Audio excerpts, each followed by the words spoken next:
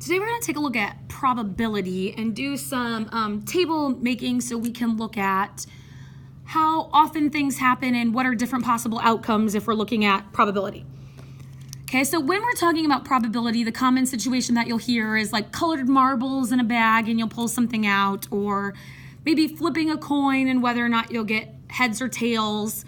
Sometimes there'll be super bizarre options, but today, just to look at examples where it gets in our mind, I'm going to hold my paper sideways so I have enough space.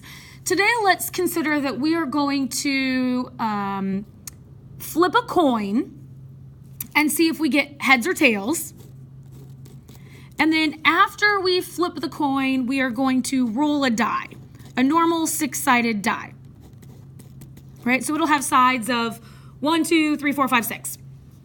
Okay, so if we want to map out all the potentials of something happening, right, the first thing we need to consider is how many possible options there are when we flip a coin, right? So when we flip the coin, we have options that we could flip the coin and we could get heads, okay, or we could flip the coin and we could get tails. Okay, so we sort of start over here and we get two options for our first situation. Okay, then we're going to consider how many options we have in our second situation. So rolling the die has nothing to do with flipping the coin. So once we flip the coin, right, we can roll a die and we can either roll and get 1, 2, 3, 4, 5, or 6. Those are all the options that we could get. So we could roll the die and get a 1. We could roll the die and get a 2, a 3, 4, 5, oh dear, my thing isn't very level, but we'll just go with it, or 6.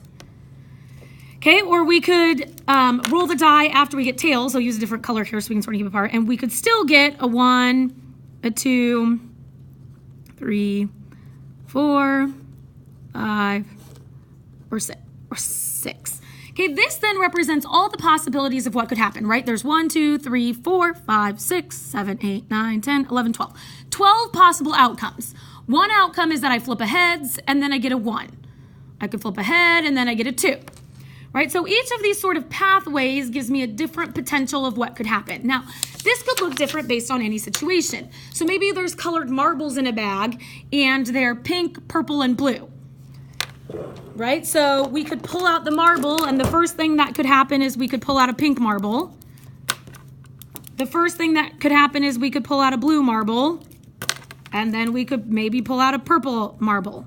Right? So based on the situation, we'll differentiate how many different possibilities you have and how you continue your table.